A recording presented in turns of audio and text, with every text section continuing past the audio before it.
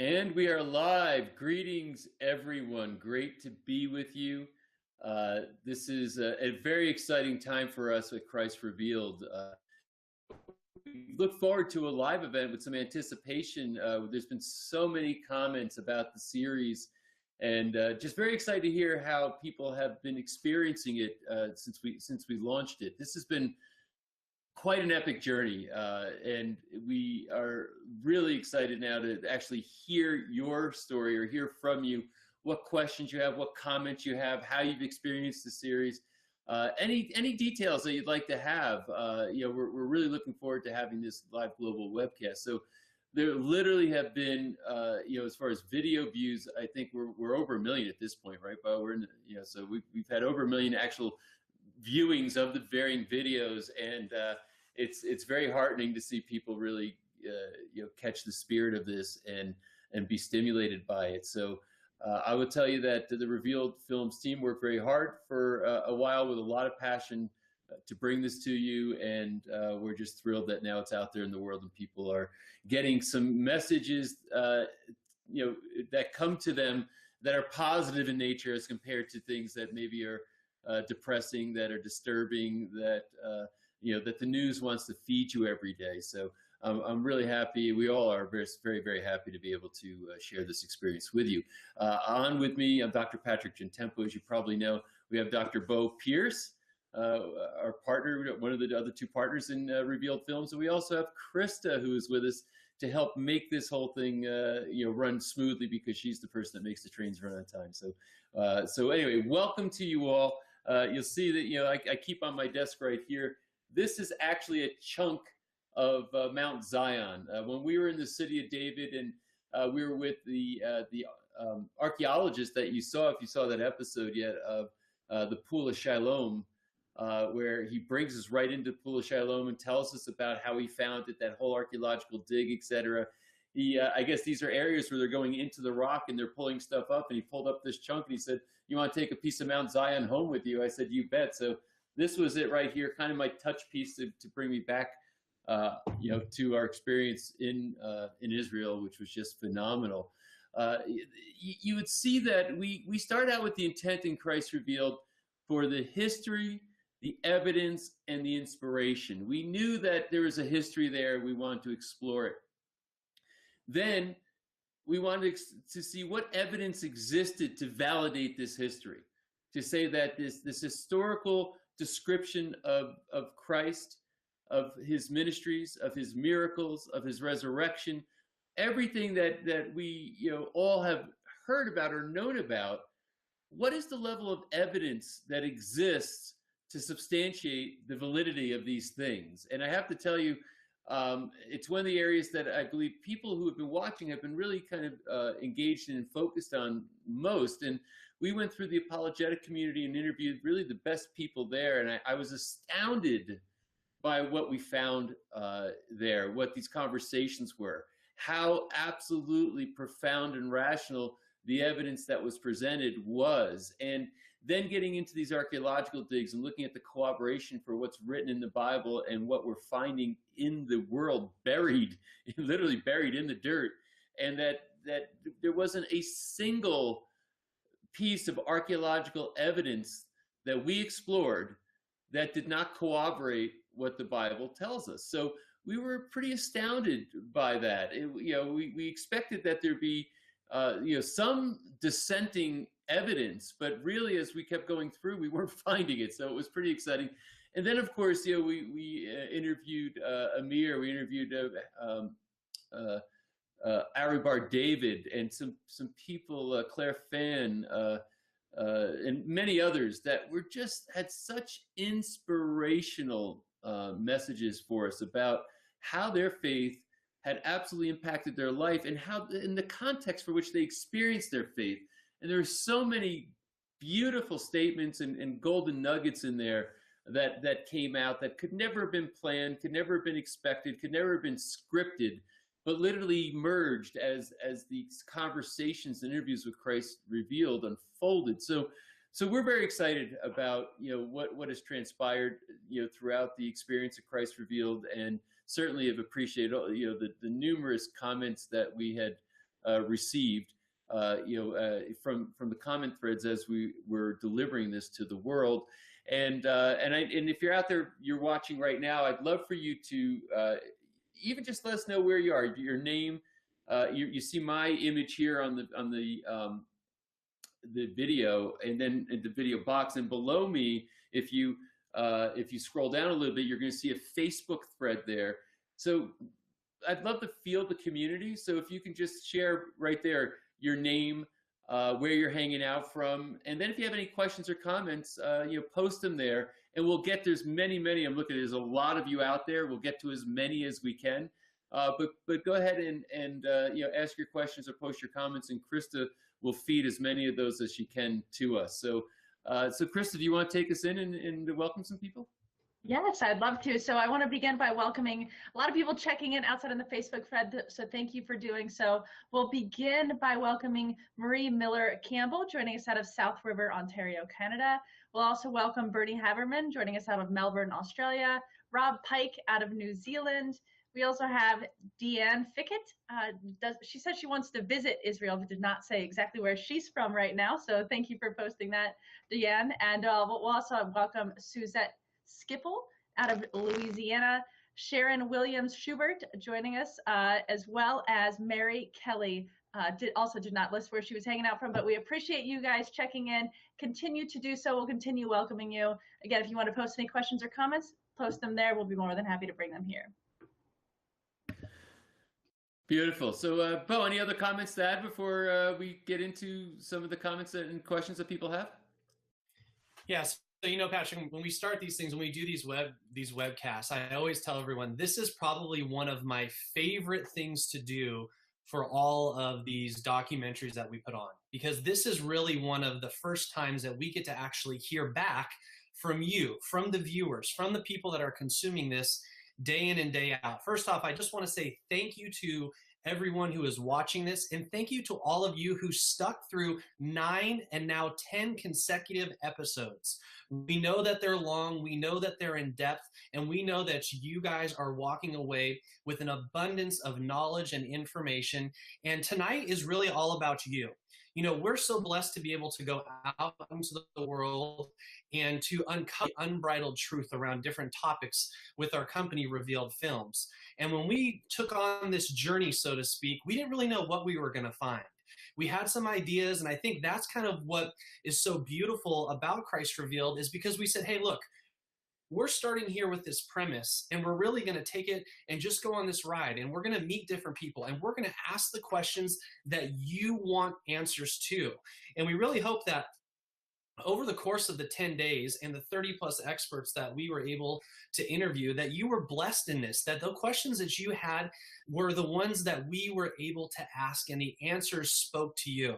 I cannot tell you how many times people have emailed us, called us, Facebook messaged us and said, hey, this particular interview was great, or that particular interview was great, and the words spoke to my heart at a completely different level than the words that were coming out of Patrick's or the interviewee's mouth. And we really, really want that message to transcend tonight as well. So tonight is really all about you. We want you to post and ask your questions below. That's what it's about. You guys have us. We traveled the world. We've been to Israel. We've seen it all. We want to know your questions. We know that a lot of you guys want to go to Israel, and we know that a lot of you are seeking different questions. So that's what we're here for. So Krista, do you want to jump us in and grab a couple of questions, and let's get going? Sure thing. So a quick question that was posted.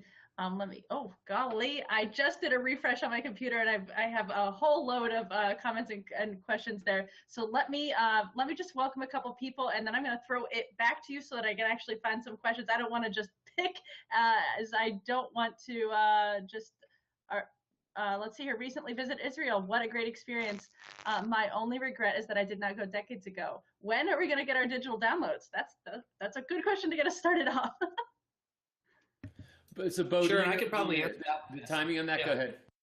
Yeah, totally. So the way that we do these with the digital downloads is we really want to give everybody the complete package at once. So your digital downloads will be coming to you by Monday morning. We're packaging everything up with that. We're going to have it all there for you. You guys will have your own secure login so that you can go and visit at any time.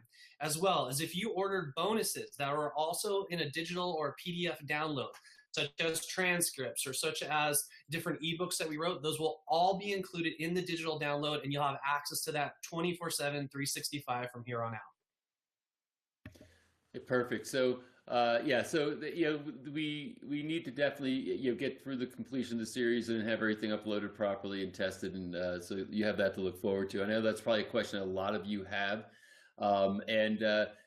For anybody, if in case you don't quite understand what we were saying when we're talking about digital downloads, I just want to make sure people aren't confused. So with Christ Revealed, we released it for everybody to view free. But of course, if somebody wanted to own it, they could purchase it. And there's multitudes of packages. Some is just the digitals, and actually, I don't know that it's right to say digital download. It's really not download. It's digital access. It's online access. And then some would prefer physical DVDs shipped with a bunch of bonuses that we have there. But you can just go if you I think actually right below me, I think you can click there and you can see what packages are available. There's a bunch of them. We have very special offers going on right now, so it's a great time to get Christ Revealed. Would make a great present, incidentally. But anyway, so I don't want people to be confused by that conversation. It's all explained right there if you want any more data on that. Very good. I'll welcome Elmira Agdam joining us out of San Diego. We'll also welcome Stephanie Jackson joining us out of Bay Area of California, David Dilger out of Lancaster, Ohio. And we'll go to a quick question that was posted by Deanne. Deanne says, I'm interested in visiting Israel. Is there a source you can recommend? And do you have to be a student to get involved in a dig? I'd be interested in that. So, sources, we are actually there's been so many overwhelming requests about Israel, recommendations I need to go. And first of all, yes, I think everyone should go to Israel. I had very high expectations when we went out there with the Revealed Films crew, and because I'd never been. It was my first trip to Israel, and I was wowed beyond anything I could have imagined. But very critical that you do have the right itinerary set up, is in the right places, making sure you're talking to the right people, etc. So because there's so many inquiries about this, we're working on a way to get I guess I'd say templated information to you. There's varying tour guides out there. We had Tisha, who of course was just phenomenal, and she's booked up and busy very often, but there are other tour guides that she knows, and there's different types of packages that you can go on, and length of stay matters, etc. So we're working on a document, that kind of outlines some of this. And, so we're going to just get through the series right now. We're very busy at work on delivering the series. And then once things kind of calm down, we'll go to work on a document. So one thing that would be very important is stay on our mailing list. If you're here, we obviously, if you opted in for the series, we obviously have your email. If you never registered to watch the series, just go to ChristRevealed.com and put in your first name and email. And we're going to constantly be sending you stuff so that you're updated on things like, here's a sheet on an overview of Israel and getting tours, etc. So I'm planning on going back with my entire family next year, just FYI, probably in the fall. And I will tell you that there's varying levels of tours you can do, but it's something that I believe everybody should do in their lifetime. It was definitely a life-changing experience to see Israel. Well, thank you for that. I have a question that comes from Agata Hulson out of Toronto, Ontario, Canada. What inspired you to start this docuseries? Were you a Christian before you started working on this? You've inspired me to visit Israel. So, I kind of almost to some degree purposefully wanted to not be really expressive about my own faith or circumstances, because I wanted to be there and ask the right questions and not prejudice anybody's lens that they're looking through as we're having all these very really powerful conversations and enlightening conversations. So my background and how we came to do this is that my background is that I was born Catholic. I'm Italian by heritage. I'm born in the United States. My ancestors were Italian. And I practiced. I think grew up in a Catholic household for some years, but I didn't stay in the church as far as the practices and the rituals and the religion, et cetera. Over time, I kind of drifted away from it. And at Revealed Films, we were finding a lot of things that were wrong in the world, and we report on them. We do these docu-series, and we've done a few of them now. The last one we did actually was on genetically modified foods. GMOs Revealed, it was called. And I got to tell you, when you look at the fraud, the malfeasance, the deceptions, et cetera, we go in and dig in hard and we investigate these things, and people need to know because it affects their lives, it affects their families. They have to have this information. There's nowhere to get it. So we have an edict at our number one core value at Revealed Films is to tell the unbridled truth. So what happened was we just one of our other partners on here was tonight, Jeff Hayes, who's the guy who's got a lot of background in documentary film production. Of Jeff Hayes Films was his company. I guess I'll tell a little bit of all our stories, but he was the son of a Baptist minister in Texas, and that's how he grew up. And he was out in his garden, and he called me up, and he said, "Patrick, just give me 5 minutes. I've got an idea." And I said, "Okay, what is it?" He said, "I think we should do Christ Revealed." I said, "Don't even say any more. I'm in. Let's do it." Now we know that Bo, and I'll let Bo share his faith in a moment, because Bo was a Christian, a practicing Christian before we started this project. So I am not a skeptic. I'm not somebody who was approaching this saying, "Hey, I have this very skeptical view." But at the same time, I felt like I never got the whole story. And if you can tell my background, my training, not only as a chiropractor, but also in philosophy. And I used to think about the biggest questions of life all the time, and I'd constantly be reading books on it, et cetera. And I really feel like I never got the full story on Jesus, and it was time for me to go do that. So we embarked on this adventure, and with an open mind, but also wanted to be able to ask the challenging questions and see how people responded to them. And through the process, I had so many awakenings. And probably for me personally, if that's a part of what this question is, the thing that came through from multiple people who kept saying this, which is the thing that resonated with me, was the construct of relationship, not religion. And not that I'm against the religion, but when they said it really having a Christian faith means to have a relationship with Jesus. It's not about just going in and doing a bunch of rituals on Easter and Christmas and what have you, although that can be a part of it. It's not about just whatever label of a religion, a denomination, et cetera, that you might be. And to paraphrase what Jesus said, I don't care how you profess your faith in the public square. What is your faith when you're home alone? Then how are you behaving? So that really started to resonate with me. So as I was going through Israel and having this experience and seeing all this history and evidence come to life, then having the experience of speaking with the people who were so inspired, like Ari Bar-David, and Amir, if you remember Amir's interview, if you guys got to catch these, they were literally transformative. And I started to understand what that meant. So ever since this series, it literally has infused me. When Claire Fan said, "You don't have to seek the Holy Spirit. The Holy Spirit is seeking you. It comes to you." That the purpose of God is to have a relationship with you. She also said that you need to relax into your faith, as compared to saying, "Jesus, I have this angst about wanting to have a faith, and is it the right thing to relax into this faith?" So as we're doing this, these experiences started happening for me. So on a very deep and spiritual level, it has shifted me to an understanding where the experience of the Holy Spirit, the experience of having a relationship with Jesus. I mean, this is all still very fresh for me. We just did this stuff not long ago. it really it emerged for me, and every day I'm exploring it more and more. So it's been for me personally, the journey, it started as I described, and it's still unfolding.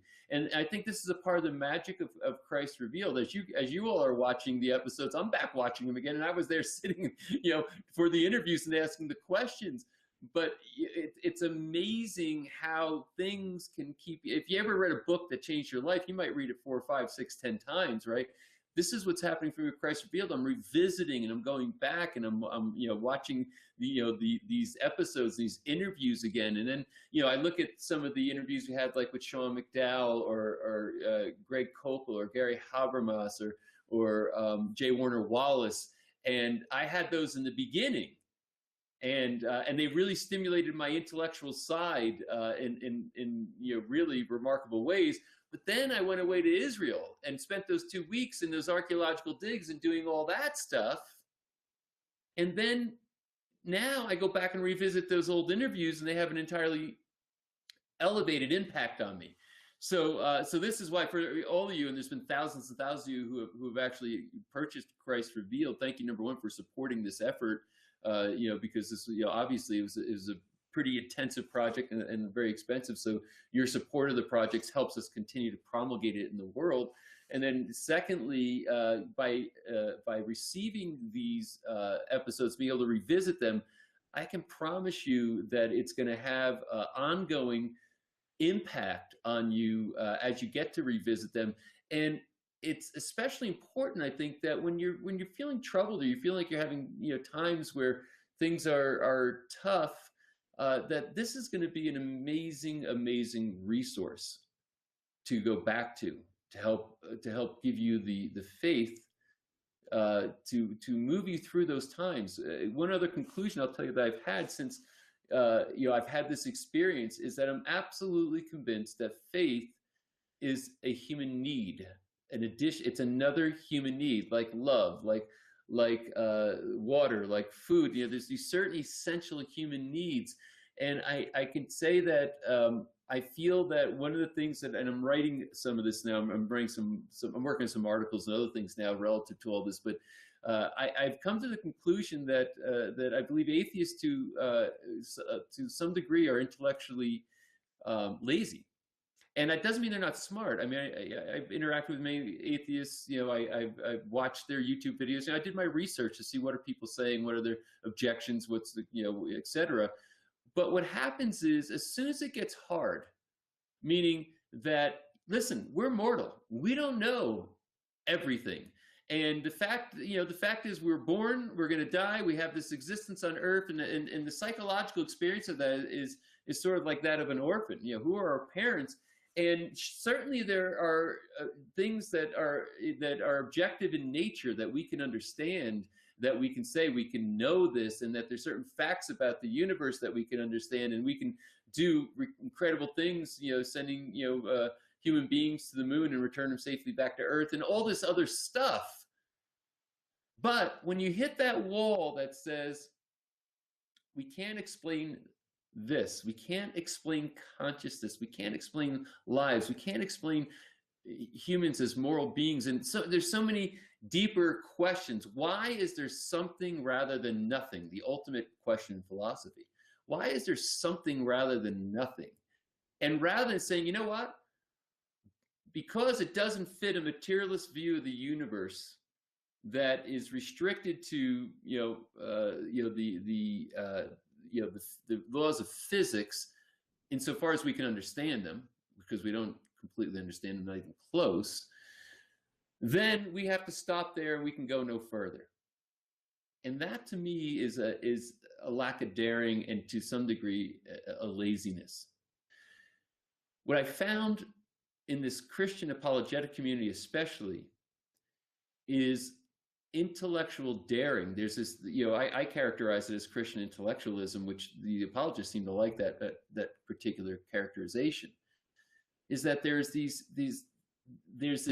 intellectual movement within Christianity that's daring, that's bold, that's rational. And if you're watching these interviews, what did almost every one of them say? This is not about blind faith. They hate the concept of blind faith. This is about stepping, and it's not a leap of faith. It's about stepping in the faith based on your mind. Christ said the way to me is through your heart and mind. So that the mind part is very, very, very important. So so as you can see, I mean, I could literally lecture, and I probably will start, doing a lot of presentations on this, because a big part of my life is traveling and lecturing.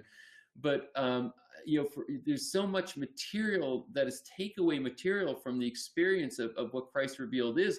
And quite frankly, even though I was there doing every single one of these interviews, I have to tell you that I need to go back and revisit them, multiple times, to let it sink in a bit deeper, to make it a little bit stronger, to have that much more depth of my understanding, which strengthens the faith. And I could tell you that the existential angst that a human being must have in the absence of faith is something that is, I think, a terrible way to go through life. So there's a lot here, and you can see I'm passionate about sharing what my experience is. So I appreciate that question, and I also wanted to let Bo just share where he was prior to this, because he got awfully excited when we started bringing up the idea of this particular subject of doing this particular project, which we felt was going to be epic in nature, and certainly has turned out that way. And also, just before Bo starts, it popped into my head that one of the questions I didn't answer earlier was, do you have to be a student to go into the archaeological digs? And the answer is, I'm not sure. I would look up some of the digs from the program, and because you could just literally, you could look up the archaeologists and just Google them. And I would send out a letter. They're looking for volunteers. They normally do it at a certain time of year when it's dry, it's not going to rain, etc. Mostly, I think there are students that come over. But if you're somebody who's not a student, but you're interested in participating in one of these digs, they might say, sure, we'd love to have some additional help. So that would be my answer to that question. So Bo, why don't you go ahead and talk about where you started with this whole thing? Sure. So when you guys called me and said, Bo, we have this crazy idea about doing this series, and I said, okay, what are we going to do? Or what are we thinking about? And you said, Christ Revealed. I literally just said yes. There was like no pause. It was like, yes. And then you said, really? And I said, when are we booking our ticket to Israel? And I remember you laughing and saying, man, like, do you think we really need to go to Israel? And I said, I think 100% absolutely we should book it and get on the flight today, type of thing. And I think for me, I come from a Christian background. I was raised in a very strong Christian household. I went to a Christian school. Matter of fact, I went to a Catholic high school, a Baptist background. I always laugh when I say, it's hellfire and brimstone is my background. I literally had the Bible beat into my head, so to speak, and if I didn't know it, I did get beat. So when I came into Christ Revealed, sense of feeling that I actually felt that I knew the Bible pretty well. I knew that what the words were on the page. What I have was, I think, a deeper sense of understanding. And Tisha said this, and you said this in the series, is that when we were there in Israel, it went from black and white to Technicolor. And it really did. I remember us standing in the Garden of Gethsemane, and we were talking about Jesus sitting there and praying. And she said, you guys know that this is the first place that Jesus actually shed his blood for us. And it like just hit me like a ton of bricks. Like, we're standing right here. We're touching the actual trees that witnessed that night. You can almost close your eyes and hear the footsteps of the Roman soldiers coming in and feeling the torch of heat cross your face, going down into Caiaphas, into the actual prison that they held Jesus, going into the Holy Church of the Sepulchre. So, for me as a Christian, I really wanted to see more of the evidence. We know it was the history, the evidence, and the inspiration. But for someone that is, I would say, somewhat biblically sound, I wanted to physically go there, and I wanted to see it. And I think a lot of you also wanted to see it. And that's why we said we have to go there. We have to go to the hometown of Jesus and hang out in Capernaum and let Tisha talk about how that place was so pivotal in history and how it literally was the super highway of the entire world at that time. So as I was sitting there and as I was listening to this and touching the ground and going to the archaeological digs, another thing came through to me. And I think it resembles what Patrick has to say, is that it's really about a relationship. I remember one night I woke up and I got up early at like 3 a.m. and we were staying at the Sea of Galilee. And I went out onto the dock. And for any of you guys that are going to go to the Sea of Galilee, it's absolutely amazing. And I sat there and I just prayed. And I saw the sun rise, and I've never felt a warmth like that in my entire life. And it was a warmth of love that I've never felt at a completely different level that literally is almost indescribable. And I remember in the Bible, it talks about how Jesus loves you like a father would love his children. And it wasn't until that exact moment that that translation actually came true to me. I mean, we were sitting there, we went out onto the boat, on a fishing boat, just like Jesus did when in his day. And just to experience that feeling of absolute love and absolute want to just have a communication with us. And I think that really just goes into what Patrick was saying, is that it's more about a relationship than it was about a religion. And we know that all kinds of you guys have been asking, is this from a Greek Orthodox? Is it from Catholic? Is it from Christian? You know what? It's from a Jesus and a Christ revealed perspective.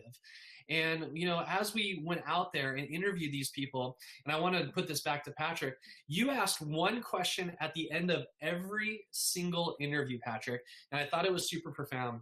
It was, "You've been through this your entire life.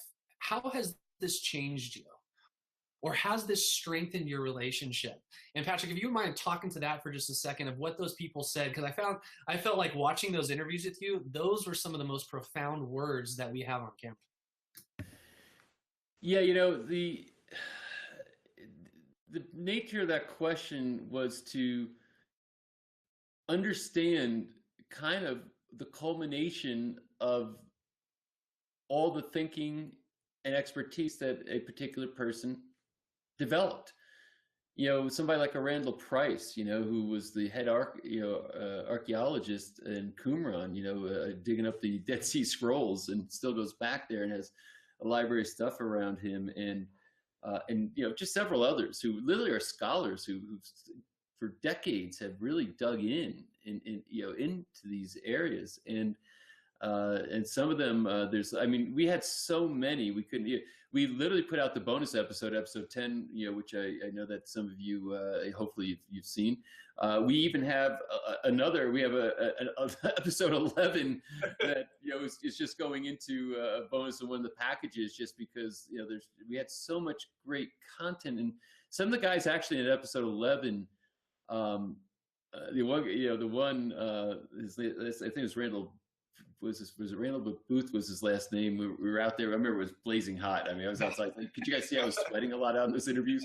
And literally said, up the hill behind us, 200 yards up there, or not even, maybe it was 200 feet up the hill.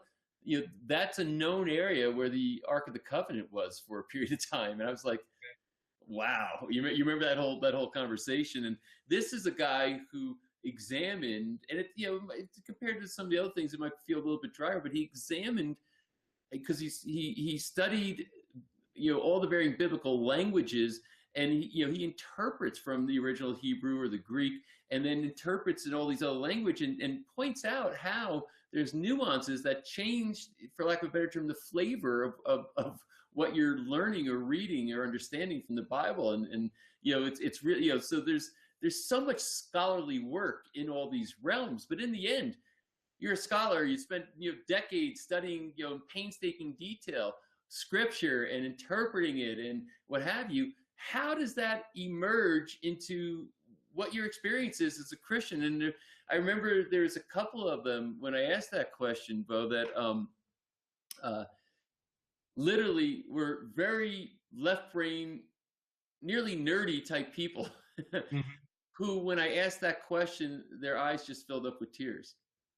I remember when you asked, to see it, that you've got somebody with this high horsepower intellect who gets very didactic in their, in their research, in their work, in their scholarly contributions, and they almost seem somewhat emotionless. They're talking about it like a person who's a real academic, typically does. They're not very, when you looked at some of the people who were pastors, they're much more animated and so on. These people were very left-brain, didactic, methodical people. But then you ask them about what their faith has meant to them, and suddenly their eyes well up, and they become like a different person. And isn't that the whole point, of having a faith, is to have it be something that's positively transformative, and that's what the inspiration side came out. I mean, and that's why I'm glad that we said we're after all three. We're after the history. We just want to know the history of Jesus. I know there's some people out there trying to say, hey, it's never been proven that Jesus exists. They're in la la land, so I don't even give that any attention. No doubt Jesus from Nazareth existed. There's a history there. Now, what's the evidence related to his existence and what he taught and what happened during his life here on earth? And, let's get into that. And of course, the resurrection is the pivotal subject that many people have to speak to. It's a supernatural event. And so how do you start to create a rational argument for a supernatural event? And I got to tell you, these guys impressed the heck out of me with the arguments they created and the evidence they presented. And then, of course, now it's the inspiration. So now that you kind of come to, so what does it all mean? So anyway, so that's where I kept digging for that question, because I wanted to make sure that we didn't lose the dimension, that third dimension of the project, which was called the inspiration. So, and really, in the end, that's what we want to see be brought to the world. All right. So, questions, comments? We certainly do. I'm going to go to a question that was posted by George Riddle. George says, I observed Perry Stone and was moved by the way he talked and presented himself. Then I went on to his website and found he is an evangelist. I now see him as a professional message preacher. Question, did you find him to be genuine in his belief or a mask he puts on for his presentation? So as you can tell, we're not going to we're going to be transparent. I'm going to share the experiences and tell you how I see it, and kind of give you a little bit of a look behind the curtain here, because it's a very interesting dynamic. When you're taking somebody like a Perry Stone, who's evangelist and has run revivals, et cetera, and has an extraordinary large congregation and enterprise as far as his televangelism, I was overly impressed. So let me just start by answering one question clearly. Yes, I believe he's genuine. I have zero doubt in my mind that Perry Stone is very genuine in his beliefs and is passionate about promulgating his message to the world. And he's doing so extremely effectively. Now, here's the peek behind the curtain. As I'm talking to people from the academic community, from the apologetic community in Christianity, these Christian intellectuals, the scholars, the theologians, etc., it's interesting. They don't say. I'm not going to say who said some of these things, because was off camera, so I don't know that if it's on or off the record. So I'm not going to say.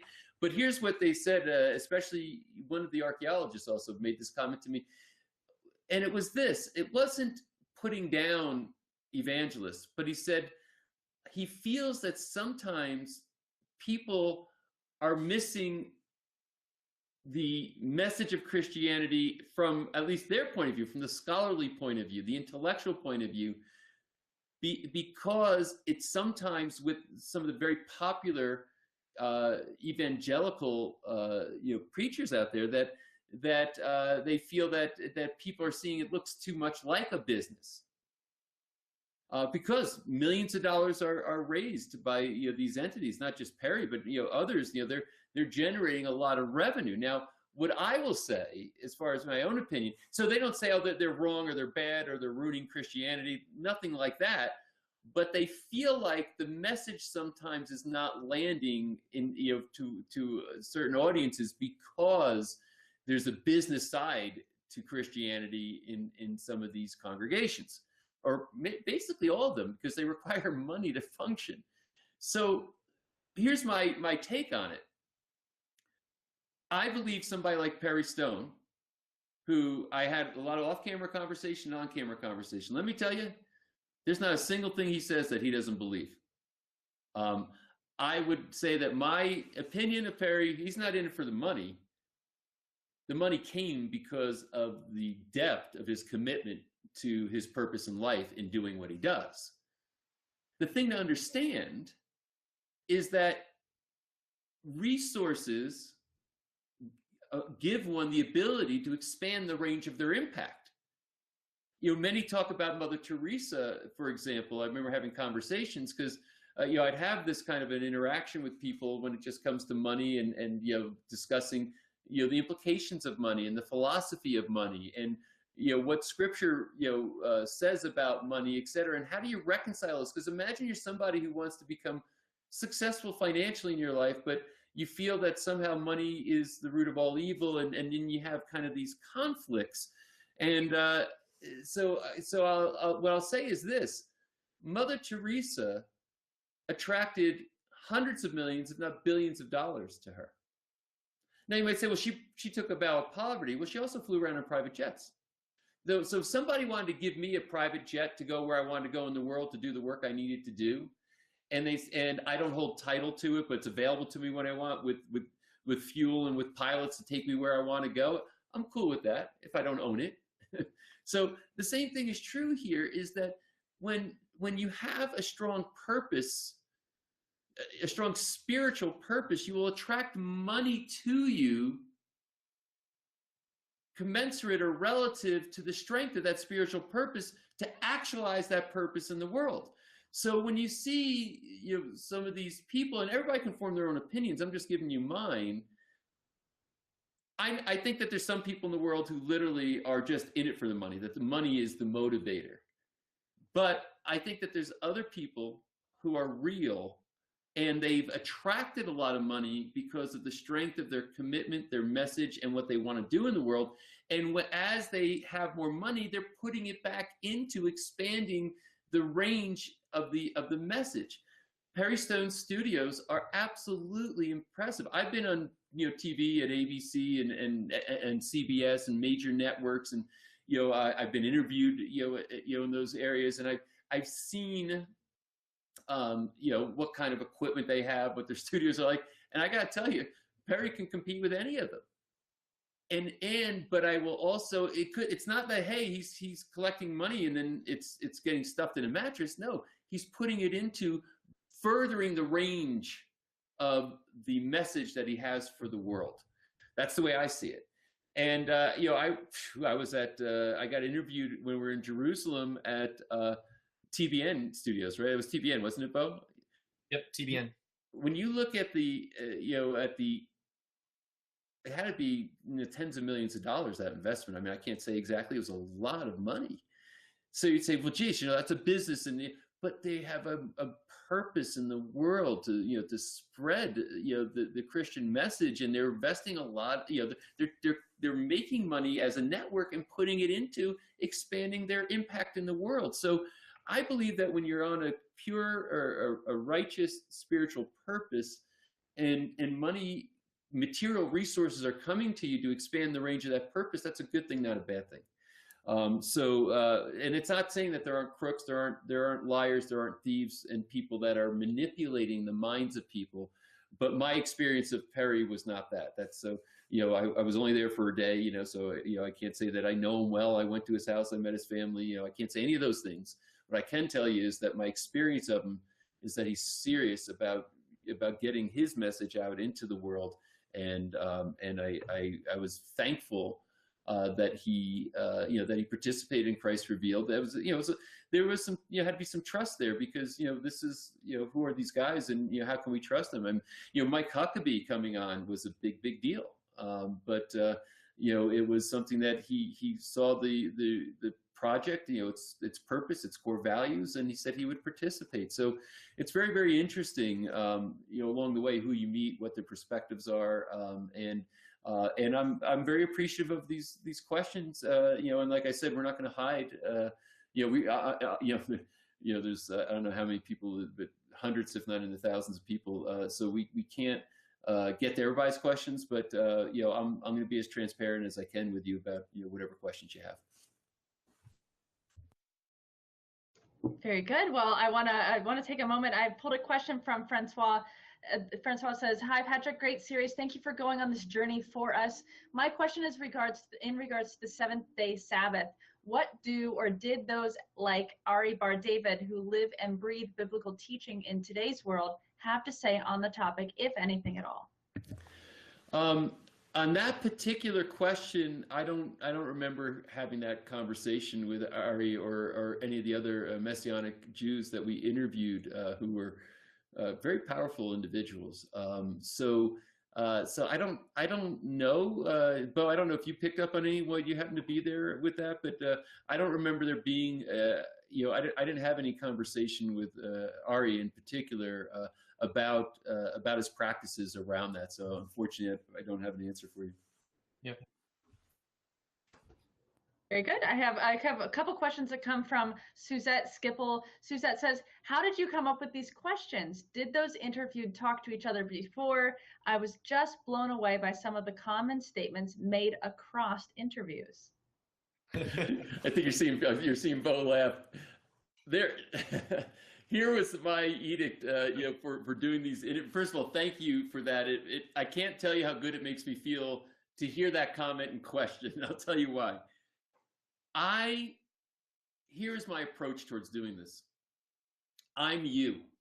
Every one of you right now who are watching this, every one of you who are a viewer for Christ Revealed, I wanted to walk into that interview from your frame of reference, from your context, and I didn't want to be, I didn't want to feel, overly prepared or overly, how can I put it, like it was a contrivance that we're pretending to be asking questions and answers, but it was all basically scripted. Several of the people who we interviewed asked for a list of questions prior to the interview, and our response, you've both shaking his head, he remembers this. Our response is, there are no scripted questions. We're going to talk about the history, the evidence, and the inspiration of Jesus Christ. You have a certain area of expertise. Dr. Gentile, it's going to be a free-form conversation. And what we also let them know is we're not, because most documentaries, what they do is they'll do an hour or 2 hours. They'll literally have 100 hours of interviews, and they'll cut it down to 90 minutes or 60 minutes. That's not what we're doing. I let every interviewee know that we are going to run basically the entire interview. We might clean up pieces. Obviously, we have to edit, clean it up, maybe insert some images for what they're talking about, etc. But for the most part, we're letting them fully develop their ideas, and that is what gave us the ability to deliver the content in the way that you just said, where, hey, it's not like, oh my God, I gotta get this one. It's, let's just start out and tell me about your background. And I'll start asking them first question, next question, and it will lead to places. And basically, it was just trusting the process and trusting the inspiration that comes when you're having this kind of an exchange with another person. And almost every single one of them, by the time we're done, saying, wow, that was really great. They enjoyed the interview process. And basically, I said, I only have 4 rules. I have 4 rules for every interview that I'm going to do. Number 1, have energy. We can't show up and be low energy and expect you to be engaged in watching it. So we have to have energy. And I got to tell you, there's times we were jet lagged. We were in Israel. Sometimes we're 4 or 5 locations in a day. It was 100+ degree heat. And I'm I guess it was just a mental lapse on my part. I'm wearing long sleeve shirts out there because we just wanted to kind of look right. Eventually I ended up just succumbing to my t-shirts because it was so hot. And literally, it was basically saying, okay, I've got to snap in. I have to have energy. So just bring the fire. I'm going to have energy right now for this interview, and then I can crash after. So that was, so the 4 things that I put in my mind is have energy, have fun, make a friend, and change the world. Those are the 4 things. So I let people know in the interview, those are the 4 things. Let's have energy, let's have fun, let's be friends, and let's change the world.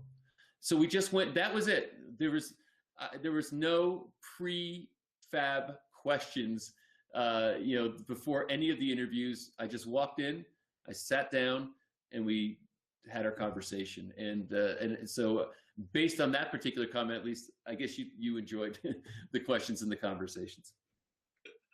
I do. Can I make two comments here? Because I think that it's perfect at this time. So I remember there's two big things, because people always ask this, like, hey, did you guys ask a question and re-ask it again and ask it again?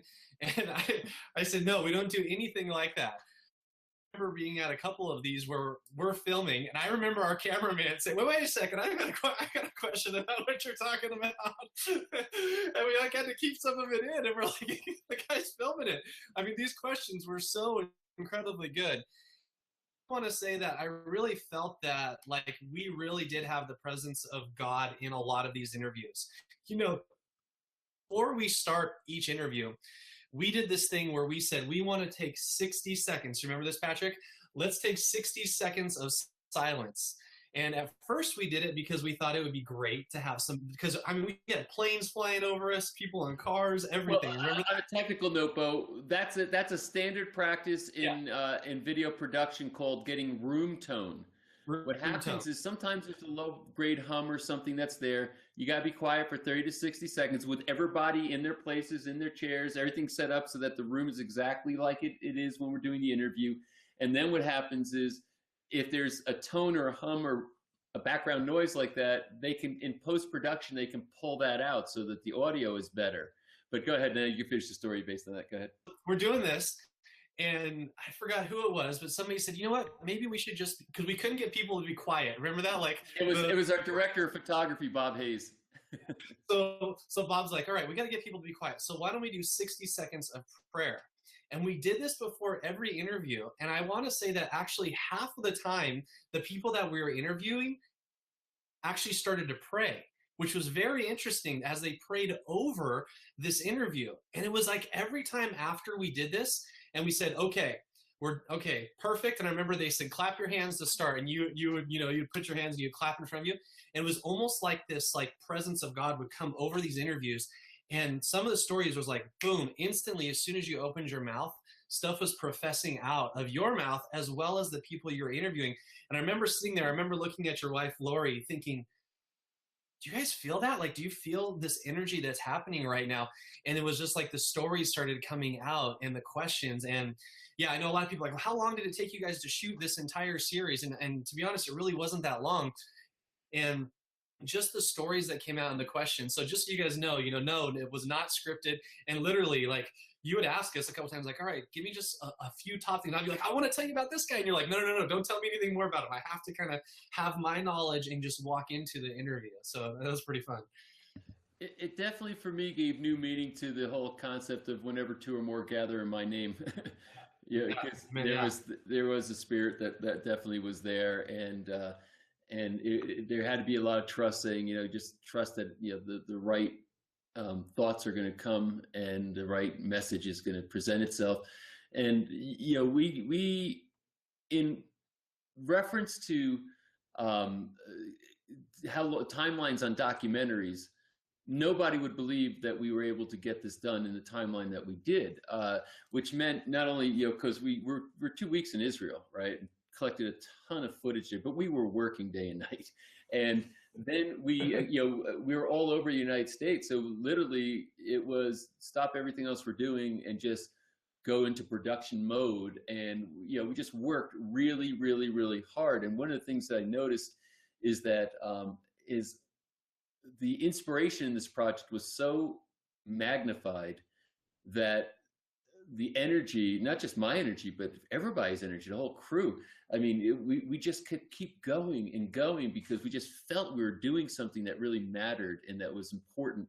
And there's an overwhelming feeling that when you're having a conversation and this type of magical information is coming out that is profound and that can affect life, and that you've captured it, it's going to live forever.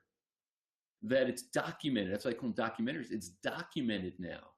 And know that with Christ Revealed, that it's literally documented. And I could get, God forbid, hit by a truck tomorrow. It doesn't matter. This outlives me. It's great. It's in the world, and people have access to it. It was really almost everybody said it's impossible to get this production done in the timeline you want to do it, but we just said we're going to do it, and we did. And we had a lot of very committed people who worked very hard on the project. And I would say, for all the, again, you're watching this, if you're interested in owning Christ Revealed, which I'd highly recommend, this is, I think, some of the best documented work on the history of the evidence, the inspiration of Jesus. I think right below my image there is where you can go and get it. And just know, not only for yourself, I think you should have it, but you're definitely supporting us. I mean, we certainly want to keep getting Christ Revealed into the world and want to keep letting people know about it. So you're investing in it. It's putting your money into things that will support your values. So it's there and available if anybody's interested. I think we have time for probably one more. Okay, one quick one I'm just going to pull, and it seems like a good one to wrap with too. Sam Anderson said, he's out of Dallas, Texas, says, will you do a follow-up series in a year or so? The answer is, I can't help but think this thing is going to unfold. There are a lot of people now who have taken notice about Christ Revealed. And I'm talking about people who, maybe weren't available for an interview the first time, who are now thinking, geez, I think I'd like to be interviewed for this, because virtually everybody who was in it would tell their friends, wow, this was great. I really enjoyed it. It was a great project. So, and it's a small community of people that, are the type of people that would want to be in a project like this, or that would contribute to a project like this relative to 7 billion people in the world. So I think there's a lot of interest in people coming on. And, if we see that there's an appetite out there, we literally, took a step into faith with this thing, saying, geez, we're going to create it. We're excited about it, but it could just be a legend in our own mind. We're not sure how the rest of the world's going to respond. Well, certainly, there's a lot of people viewing it right now. So if we're seeing, wow, they really want the information, they're consuming the information. What we would likely do is a couple things. We can really do like a part 2 or a version 2, or we might just pick up some additional interviews here and there. And what I'd let people know, especially, and we've done this in some of our other projects, if you already have, if you already purchased a project, you have online access, if we were to pick up additional interviews, we could easily just post them online and give you access to them also. So, I'm getting calls, and there's a lot of excitement about this. Now people wanting to interview me about the project, which is kind of interesting. So I'm on the other side now, getting interviewed rather than being the interviewer. My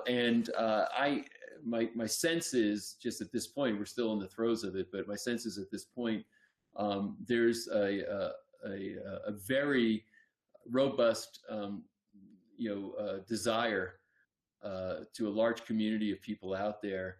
And my hope, and I'm hoping that this happens, is not just, obviously the Christian community always can use support and reinforcement and get deeper in their own faith, learn how to defend their faith, etc.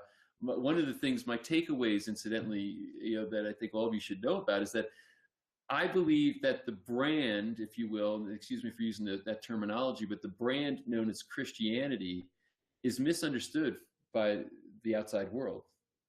I think that what people think Christianity is and how Christians think and what they rely on for their faith is not true. I think they misjudge it.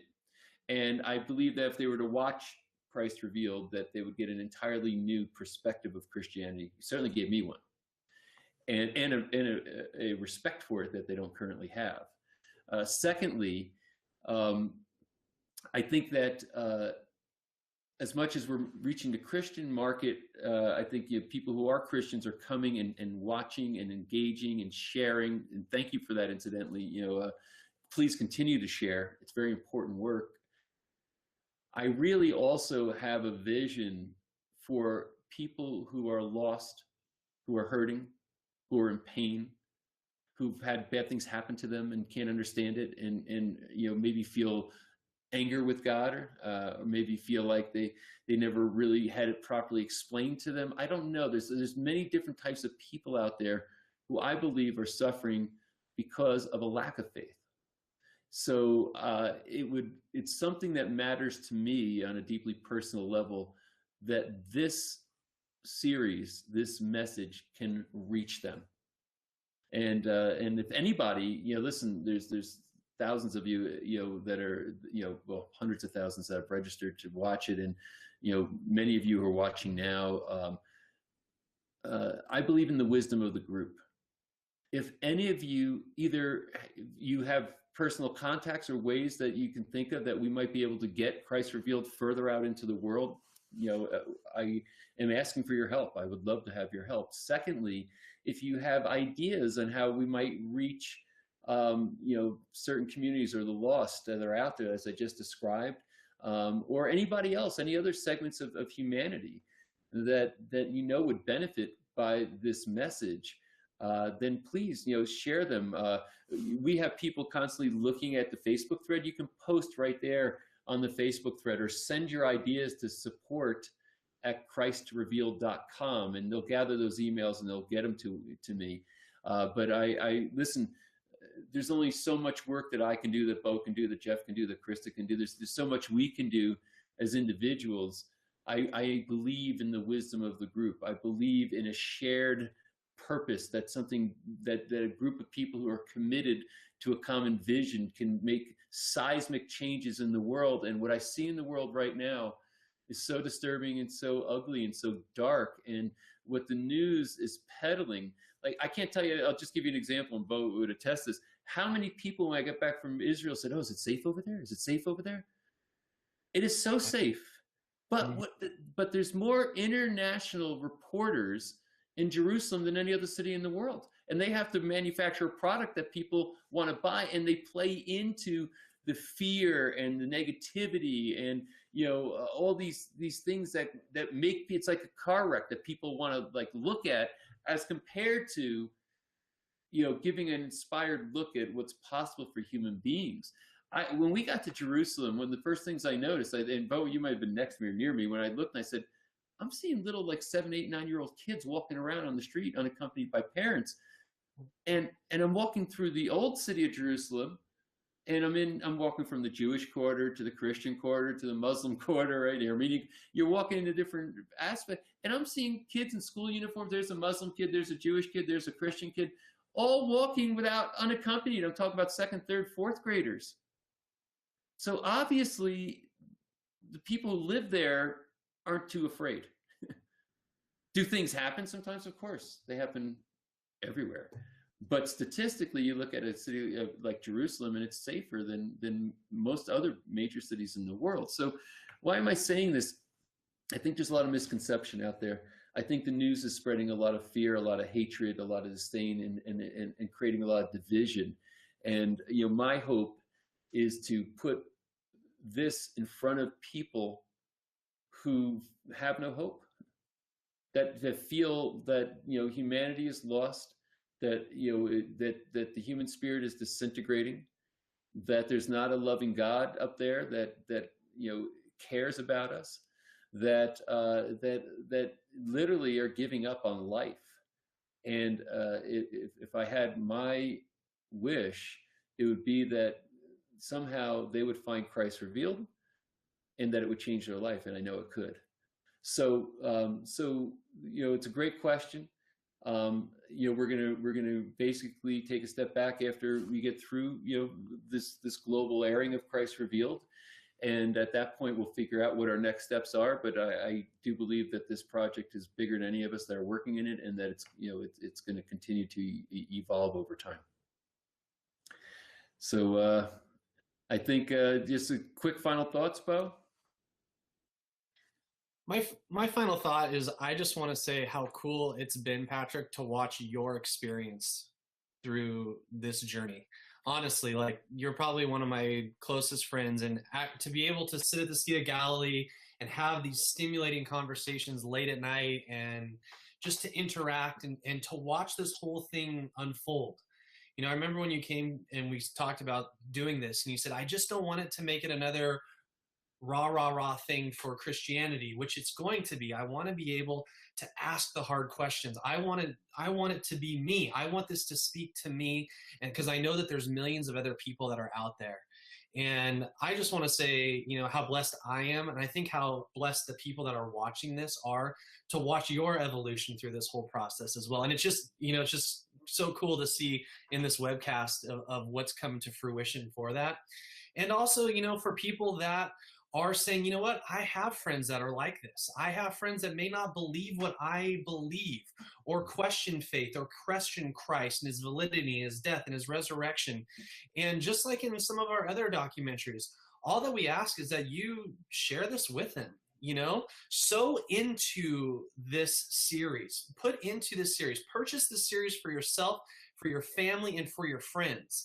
We talked about making this the ultimate Christmas present, giving the gift of Christ to someone else. I don't know what a better present would be to have and to own and to give this out to someone else. So if you're contemplating that and saying, hey, I've got friends and I've got family, sow into this. God says you sow and you reap, right? And, sow into this process. We are more than committed to taking this out to the world. That's why we obviously made it free and opened it up to you. Hundreds of thousands of people have watched it.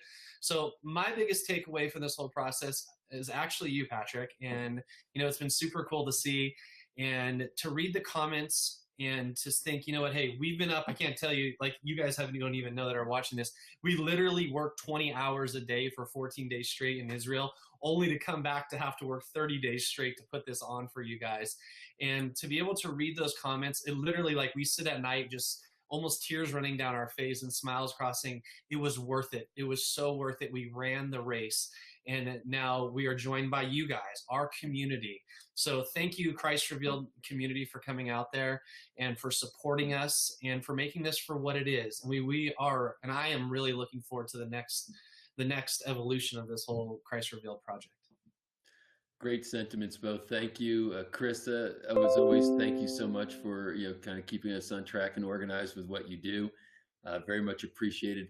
And for all of you out there, all I can say is I believe that there's hope for every single one of us. My life is forever changed based on this journey, and my prayer is that that what the experience was for me, that some aspect of that can be for everybody who takes the journey with us in Christ Revealed. And what's more important than finding a spiritual footing that gives you a faith about humanity, about life, about a God that loves us, and about a reason to be alive, and gives us how to behave in our life. So this is as real as it gets. I think as important as it gets, and I do hope that through the holidays, people will take time to reflect, that they'll use this as a tool, to watch an hour of this episode, watch an hour of that episode, and share it.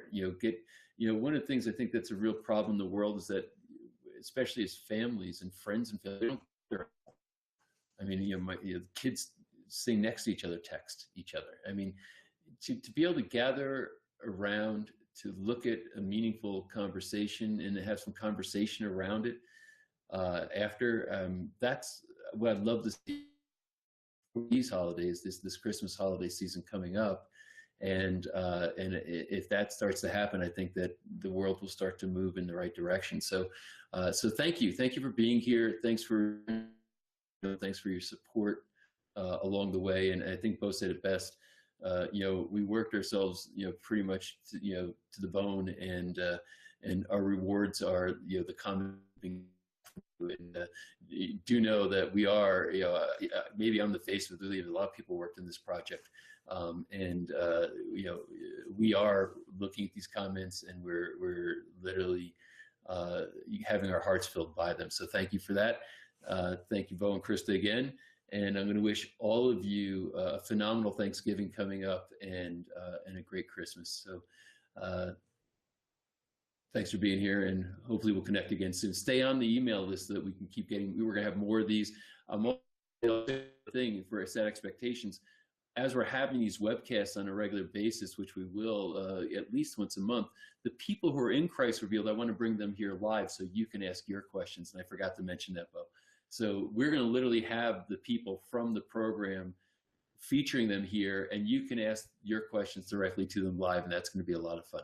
So, you have a lot to look forward to. This is going to continue to unfold as an amazing journey. Take care, everybody. God bless. God bless.